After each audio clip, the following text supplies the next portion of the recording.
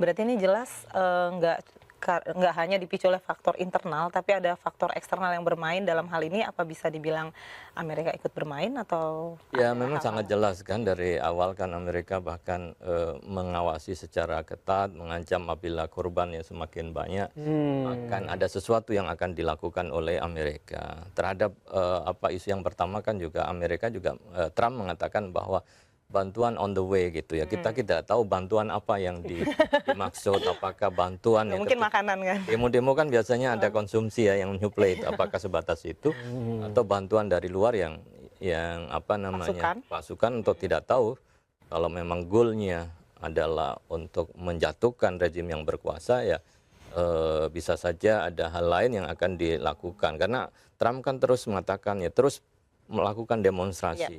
mendukung Baru kali ini secara terang-terangan demonstrasi ya? di suatu negara, kemudian kepala negara yang lain memberikan semangat Iya, gitu ya. Iya, ikut iya. campur Terus gitu kan. kemudian Kelihatan banget ya?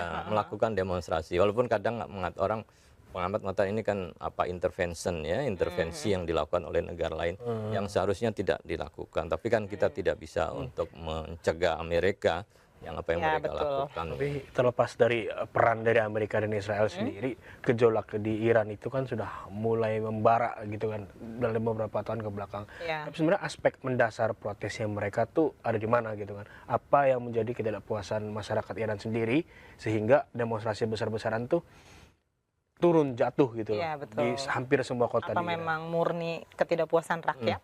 Nah, kalau yang sekarang itu memang bukan masalah ideologi lagi, tetapi lebih kepada ekonomi, sehingga membuat mereka banyak yang turun. Jadi, yang sebelumnya kan lebih kepada aspek perbedaan ideologi kelompok yang mulai yang sekarang dianggap kelompok yang garis keras, yang sebelumnya disebut sebagai reformis gitu ya. Terjadi apa demonstrasi, termasuk kan yang cukup besar ya 2 tahun lalu kalau tidak salah yang berkaitan dengan ada seorang perempuan ya yang dihukum ya karena tidak memakai hijab. Setelah itu kan menimbulkan apa Polemik besar banget. polemik dan juga demo besar-besaran. Itu kan lebih ke aspek ideologis ya Iya. karena tapi Dan itu sekarang gampang ini diredam ya dan, biasanya. dan bisa diredam hampir kemudian rakyat yang mendukung Ayatullah kan kemudian juga mendukungnya gitu ya sehingga demo itu bisa minimalisir. Nah, sekarang ini ya, meluas ya dari kota-kota, kemudian setelah itu ditambah internasional, Amerika dan Israel juga ikut masuk. Saya kira ini sudah cukup pelik karena di dalam juga pasti banyak agen-agen luar yang Luar kemudian gitu kan juga Udah mulai ikut gitu ya kan. di ya, dalam. makanya kan apa yang dilakukan oleh pemerintah Iran kan menyebutnya pendemo itu disusupi teroris gitu. Nah, Betul, ketika betul. kata teroris digunakan, maka itu dikhawatirkan bisa Untuk stigma berdampak ya. ya stigma dan berdampak terhadap perlakuan terhadap demonstran yang lebih keras lagi ya. Ya, karena kan banyak demonstran yang meninggal dunia juga katanya ditembaki oleh petugas-petugas keamanan. Kayaknya pemberitanya makin panas ya. Nah, tapi kalau kita lihat ini Israel ikut-ikutan vokal nih mendukung demonstran Iran. Nah, apa sih kepentingan geopolitik dari Israel sendiri atau yang diincar oleh Netanyahu lah di Nah, krisis ini? Israel itu kan sebenarnya menghadapi ancaman dari negara-negara yang masuk di dalam resisten apa eksis ya poros perlawanan. Poros perlawanan itu memang komandannya adalah Iran ya. Iya. Kemudian nanti ada Hezbollah yang ada di Lebanon, ada Suriah, tapi kan Suriah juga sudah bisa dijatuhkan ya. Ya. Kemudian ada di Yaman yang ada di Houthi, sebagian juga milisi yang ada di Irak. Nah, itu kan semua dikomandani oleh Iran melalui Garda Revolusi ya. Yang itu menjadi ancaman terhadap Israel. Sementara negara-negara Arab yang lain ya Arab Saudi, negara-negara Teluk itu kan cenderung memilih apa poros kerjasama begitu ya, tidak melakukan Yes. perlawanan. Maka kan mereka didorong untuk melakukan normalisasi. Nah, tersisa ini Iran dan kawan-kawan. Kawan. Maka cara yang terbaik adalah menggulingkan rezimnya. Maka diharapkan ketika rezim itu berganti, maka akan muncul pemimpin yang lebih pro terhadap Israel, yang bisa diajak kerjasama. sekali ya, Jadi yang tidak perlu berkepentingan perang lagi gitu Iya, ya. iya. Kalau tidak bisa digulingkan secara damai ya, memang kemudian ya dengan cara digulingkan ya secara kekerasan ya, termasuk yang terjadi di Suriah itu kan terjadi serbuan terlebih dahulu walaupun milisi yang kemudian apa oposisi militer yang bisa menggulingkan. Kalau di Iran ini belum ada demonstrasi yang menggunakan senjata ya, tapi lebih kepada demonstrasi damai. Tetapi kalau di Suriah kan mereka kemudian sudah mulai senjata sehingga yang terjadi adalah perang berkepanjangan. Nah harapannya sih Amerika dengan mengancam-ngancam itu dalam waktu dekat rezim akan menyerah begitu ya.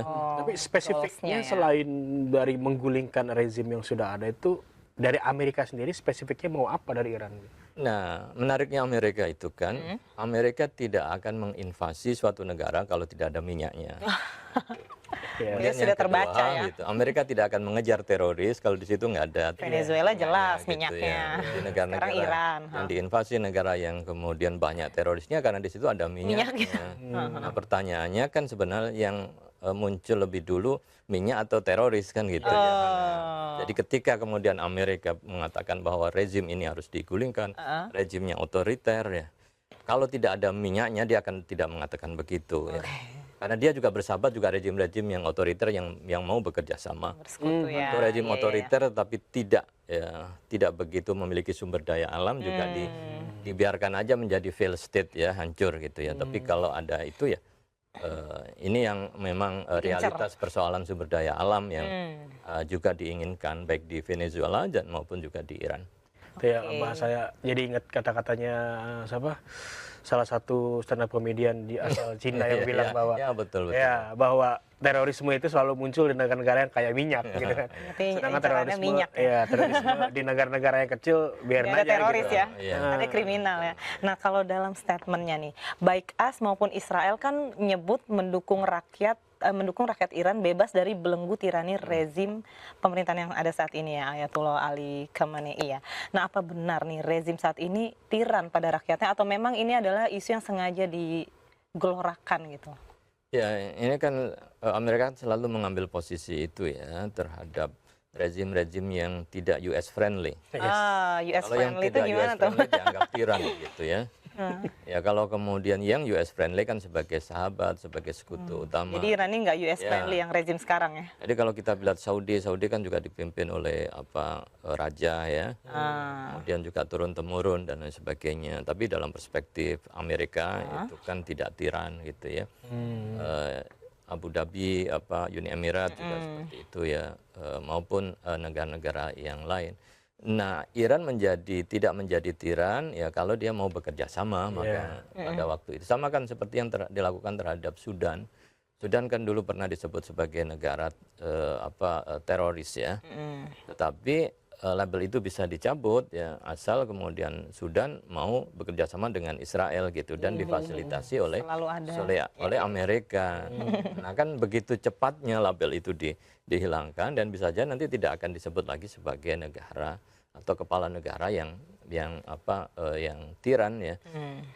Tentu kan perspektif rakyat ya berbeda-beda karena kan ini pasti terbelah ya. Rezim sekarang juga pendukungnya juga besar gitu ya.